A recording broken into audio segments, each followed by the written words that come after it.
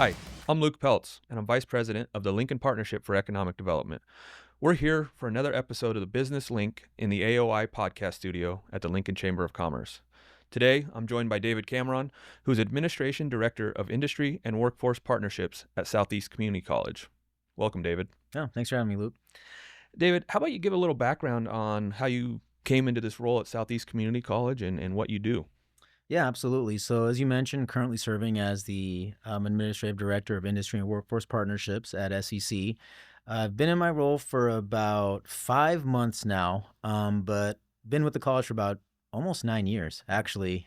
Started teaching at the college in the spring of 2017, excuse me, and really worked through a variety of different positions, served as a student advisor. And then before my current job, I actually worked in the continuing education department, mainly in the workforce area, which is where you and I actually got to work together there. And now I am serving as, like I said, the Administrative Director of Industry and Workforce Partnerships. Awesome.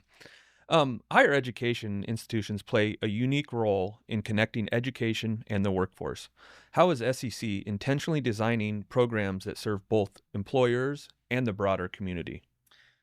Great question. And so we want to make sure that all of our programs have this kind of workforce-driven and backed philosophy, I guess, making sure that all of our students are really put in the best positions to be able to succeed. So a lot of our philosophy is really getting feedback from industry, making sure that we're listening to what they're saying, and helping prepare our students basically to be most successful to enter the workforce.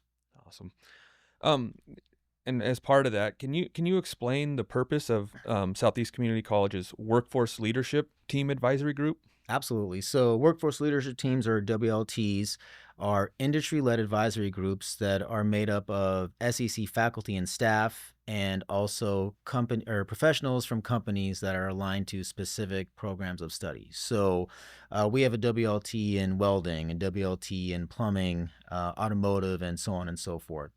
So these teams typically meet about twice a year, and we really want industry to lead those conversations. So letting the college know about things like equipment and technology updates, industry outlook, things like different kinds of trends within the industry, hiring practices, skills gaps, all these different kinds of things that help keep our curriculum informed, but also help keep our instructors informed, which ultimately, we pass that down to our students, and it helps them, puts them in the best position to be able to successfully enter the workforce. How often or how nimble are you, or how often are you changing that curriculum to meet these ever-changing needs? I mean, when we think about manufacturing in general, I mean, automation is one of the most robust things that are out there in the manufacturing industry. So how often are you updating curriculum and stuff like that? It's a really good question. So in the world of higher education, things can sometimes move kind of slowly. So when we're making huge changes to the curriculum, it can take a while, to implement some of those things. But with that said, I would say we're always making at least tweaks here and there to, what we're teaching. And so, and that's the whole point of these meetings, right, is to make sure that we are listening to the feedback that comes in from industry, and taking that and implementing that within our programs. I would say, too, ultimately, with a lot of these programs as well, we're seeing a lot of innovation, a lot of advancement, but a lot of the basic fundamentals, stay the same. And so our faculty do a great job because, they're not with the students for that long, just helping them build that foundation, that knowledge, those skills to be able to enter industry and really be able to pick things up specifically. Because as you know, in manufacturing, manufacturing means 10 different things, right, in terms of jobs. Yeah. And so, and a lot of different companies have different focuses when it comes to manufacturing. So, so kind of answering your question, we're able to take the feedback we get from industry, provide that to our students so they stay informed, but ultimately helping them, build that strong foundation so that when they enter industry, they're ready to learn and retain things pretty quickly. That's awesome. Is there anything else you want to talk about with the leadership team advisory groups that you have mentioned already? Yeah, absolutely. I mean, I think, they have so many benefits to everybody that's involved. And so we're always looking for different kinds of industry partners to join these meetings, because the more voices we can have at the table, the more perspectives we can have, the more information that we get, and the more informed that we are. And so always encouraging all different kinds of companies to join. And so I think a lot of the advantages they have, or benefits they have to joining these groups, I guess, first of all, is just having a direct hand in our programs, right? And like what we're teaching, what we're passing down to our students. It can also help them connect with the college in a bunch of different ways. So through our job fairs, through our career awareness events, summer camps that we're going to be starting up, all different ways to kind of integrate themselves within the college, which ultimately helps build their skilled, workforce pipeline, which is really, really important. So there's things like that. And then another thing that's nice about these groups that we found is that it helps the networking within that industry. So, like a lot of these folks are super busy. They have a lot going on in their own company, but sometimes it's nice to kind of get together with folks in either similar or adjacent industries and just kind of swap stories, trade ideas, things like that. And we find there's kind of that networking and camaraderie that goes along there as well. Another big selling point for WLTs, we're really trying to do a good job of letting the students and their families really know about these as well, just to let them know we're always working to keep our programs relevant and up to date. So they know that whenever they're sending a family member, a partner, anything like that to our college, they're entering a program that is going to prepare them to enter industry. So it's, education that is meaningful, leads to something, and helps drive success. That's and back to what you've mentioned a couple times is the fact that this is industry led. Yeah. The input and the feedback is so important in helping craft the future workforce that we have.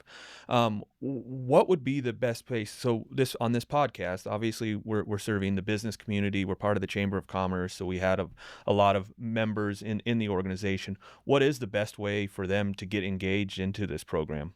It's a great question. So reaching out to me, kind of first and foremost, that's probably the easiest way, or one of the easiest ways to kind of get in.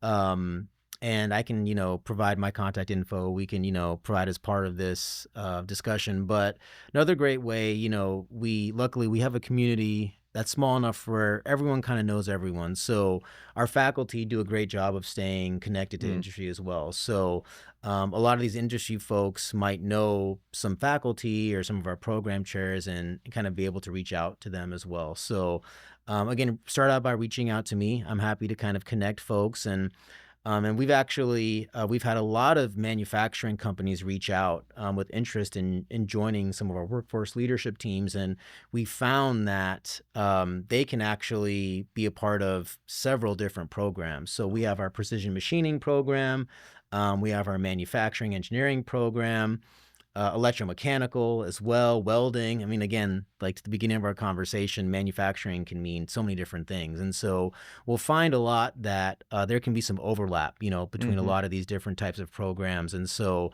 sometimes someone from a company will just come to one of the meetings, and they might find that, I think John or Jane, from another department might be well suited to come to the welding meeting or something like that. So a lot of ways to get involved. I'd say reaching out to me directly first is probably the best way, and I can kind of help guide things from there. Okay. Yeah, and we'll put your contact information at the bottom of the podcast on the lcoc.com website where this will be presented. Yeah. Once again, for business leaders, community organizations, or individuals watching today, what is the best first step to get involved with SEC and take advantage of these initiatives that you have? I mean, is it just reaching out to you? Is it as plain as that, or is there anything else?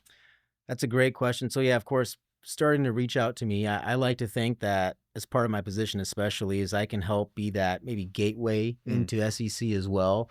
Another great way is, being part of, like, we have a great career services department at Southeast Community College Yeah. as well. So we help a lot with like setting up job fairs, things like classroom visits is a big one, coming to speak to our students.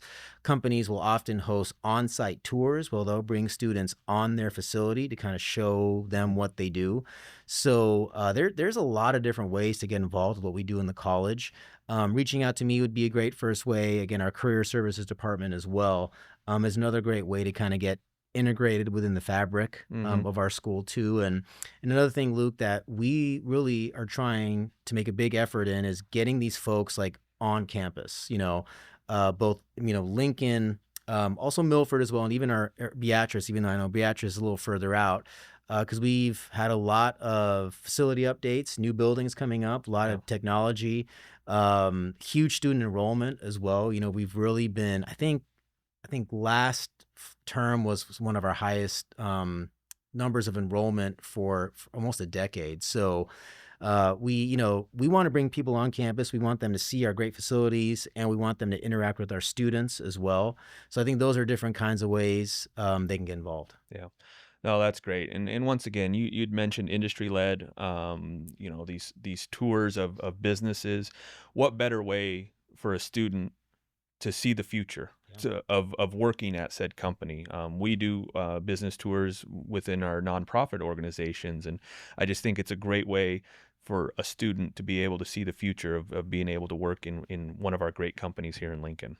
Such a great point, because I think, we do a great job of, and education in general, talking about the different things going on, and trying to provide detailed, descriptions of the experiences. But I'm big in also just visiting a job site, Mhm. and speaking to the people that are actually in the job. And a student might find that in the classroom, they might have liked a certain kind of career path, but once they actually got exposed to it, a real hands-on kind of real life situation, they might not like it, or they might really like it, Yeah. right? So I think, we can really benefit by providing those experiences to our students. Mhm.